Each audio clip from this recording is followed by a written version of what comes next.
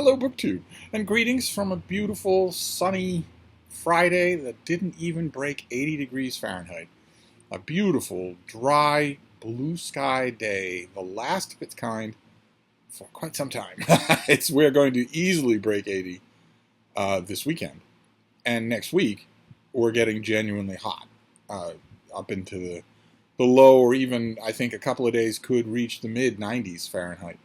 A situation that will be familiar to all of you who are in Europe, especially Southern Europe, and also the UK, where records are being set in the history of weather keeping, records for high temperatures. So I guess we're all sautéing together, but it's nice to be here on the fainting couch again. It's nice at least not to be confined to one room. For those of you who don't know what I'm talking about, we've had construction going on here at Hyde Cottage, and a large part of that, probably 99% of it, seems to be over. Any of you who've ever had extensive home construction will know the job is never really over. Sure, everybody leaves and they pack up their equipment and the tarps come down and suddenly, and the spare keys are handed back, and suddenly you're not wondering every morning at 8 when people are going to start to arrive. Sure, that part of it is over, but there's always one or two things that they just didn't get to, and they'll have to get back to it, and they'll have to get around to it. So there's this horrible feeling of indeterminacy. But I am going to enjoy the day and enjoy the weekend. I'm actually fairly guilty in that I am very much going to enjoy next week. I have 3 main rules in life. One is that I'm always hungry. So if I visit you and you serve me a crab cake and some mashed potatoes on the side, and then when I'm done in 3.5 minutes, you ask me if I'm full, I'm going to lie to you. I'm going to lie to you. If you ask me, do you want more food, I'm not going to lie to you, no matter how many times you ask. Rule number 1 is that I'm always hungry. Rule number 2, as I have learned in the last month, is that the music is always too loud. No matter how soft you think it is, it's too loud. Turn it OFF off. And maybe then it won't be too loud. And the third of those rules is that I'm always cold. Once you get to the age of 28, you are always cold. So I'm looking at next week when we are going to have a genuine heat wave in Boston. The heat wave technically is 3 days of higher 90-degree temperature Fahrenheit or higher consecutive. And we're gonna beat that at a dawdle next week. I think next week entirely will be that. So 5 days in a row. And I'm looking forward to it. The only reason that my anticipation is not just unencumbered is 2. 1, I know a lot of people in Europe and in the UK especially are suffering and are going to suffer worse next week. And there's also my little bean.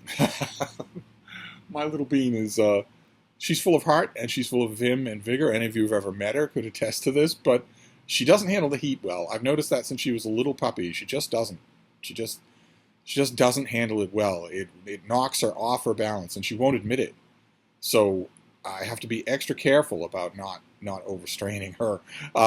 So we will see. We will see what we will see. If next week is really bad, then I probably won't do anything. I probably won't go anywhere or do any errands. Kind of ironic that the minute I get my freedom back, the weather conspires to keep me here, but maybe it won't be that bad. The key to determining all of this is not the daytime high, it's the overnight high.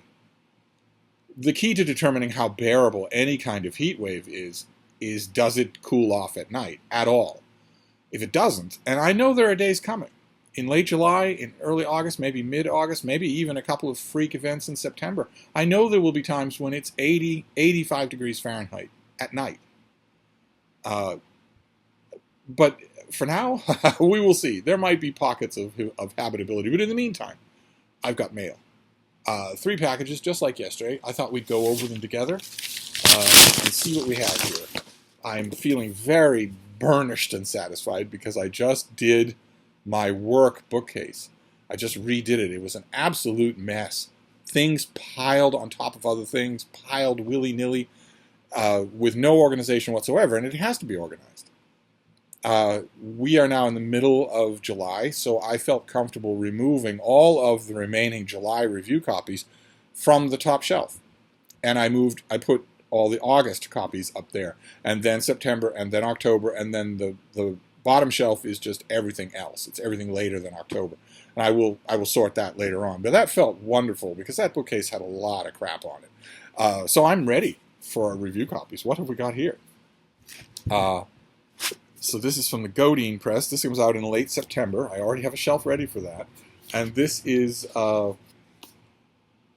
Late Wonders by Wesley McNair. Fairly nice. Oh, I don't want to block the beam, do I? There she is. There's your baby. Oh, there's your baby. It's a little bit melancholy. It's a little warm on her seat, but she won't leave it. She's very happy to have it back. This is a collection of poetry. Fairly nice cover and fairly substantial size. Ordinarily, it would have announced itself to me ahead of time as being a collection of poetry because it would be a slim volume, but this is not. It's the normal size of a book. So this doesn't come out until late September, and there's really no reason to read. We've gone over this before on this channel.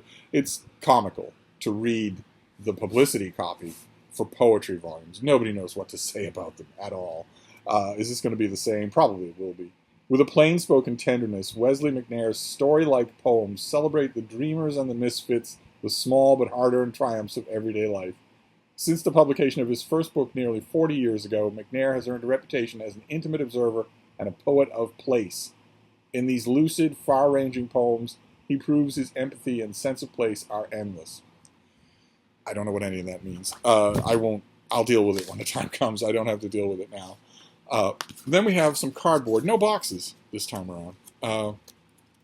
See, partly what's going through that little furry head behind me is that she is thinking about our next perambulation in the neighborhood.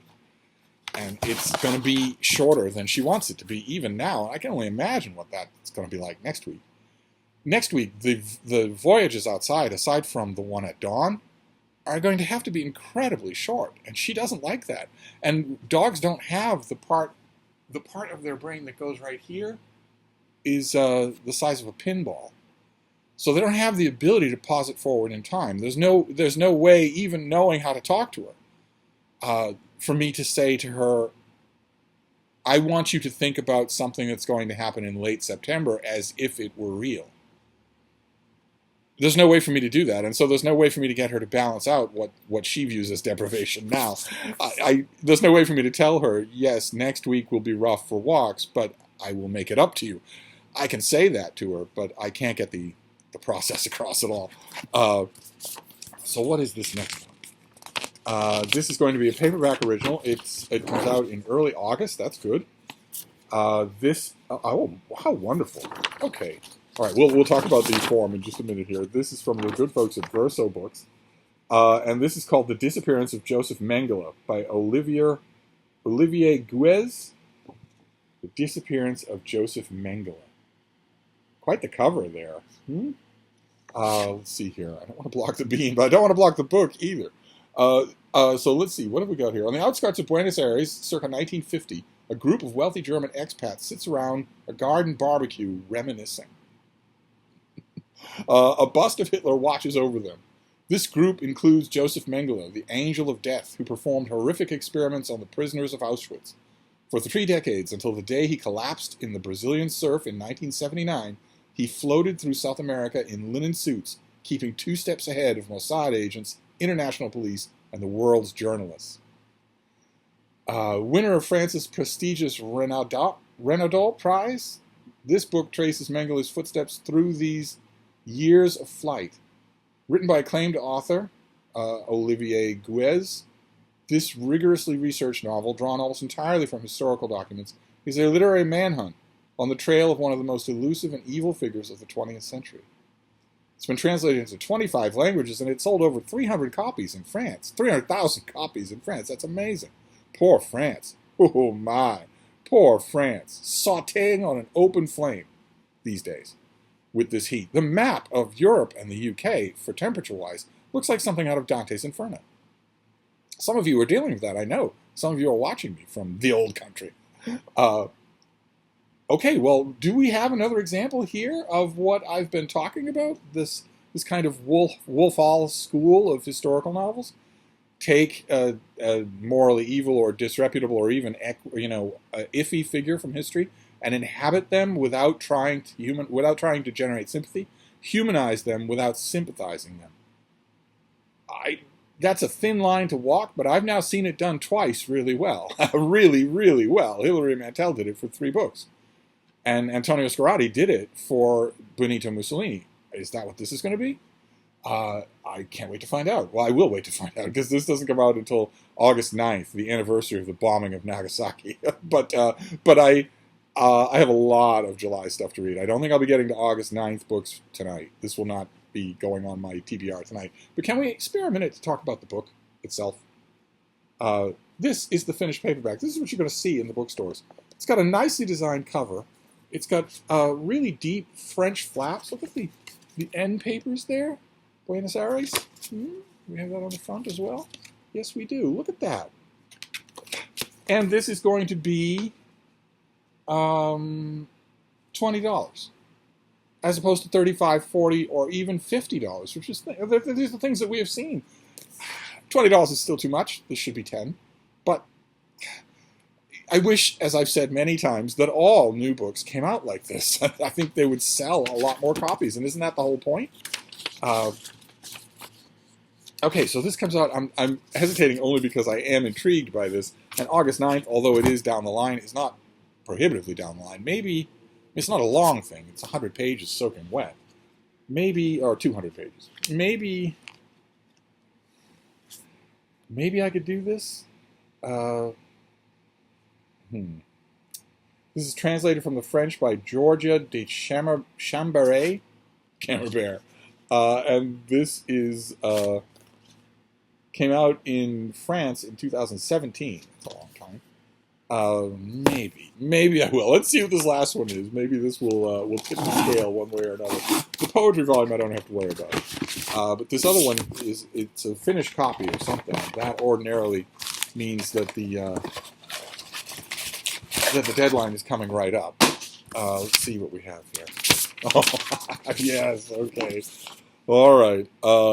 Yes, July 26th. All right, so this does go on the list, on the reading, the TBR for tonight. Okay, we've seen this already, and I was skeptical then, and I'm still skeptical. This is by Antonio Padilla, and it is Fantastic Numbers and Where to Find Them. This is the finished copy of A Cosmic Quest from Zero to Infinity. Only now it comes with a bunch of blurbs. So are you going to tell me anything about this thing? No, you're all blurbs. Wow. Okay.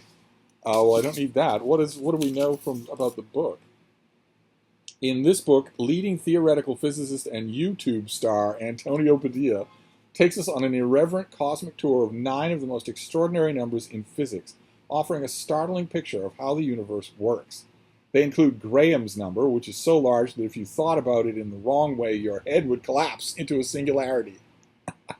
Whose finite nature can never be definitively proven because... Oh, another one is Tree, in parentheses, number 3, whose finite nature can never be definitively proved because to do so would take so much time that the universe would experience a Poincare recurrence, resetting to precisely the state it currently holds, down to the arrangement of individual atoms. Somebody who wrote this dust jacket thought this was clever enough to make it to the final copy. I don't know how many people this has attracted. And 10 to the negative 120, measuring the desperately unlikely balance of energy needed to allow the universe to exist for more than just a moment, to extend it beyond the size of a single atom. Okay, well, well, for better or worse, I'm suspecting it will be worse. This goes on the list for tonight. Because it's coming right up. It's next week. So, and I have the advanced copy, and I haven't got to it. It's been lost for a long time because it's been under tarps. Okay, well, I have a date with numbers tonight, among other things. I'll be reading other things tonight as well. But that is our mail.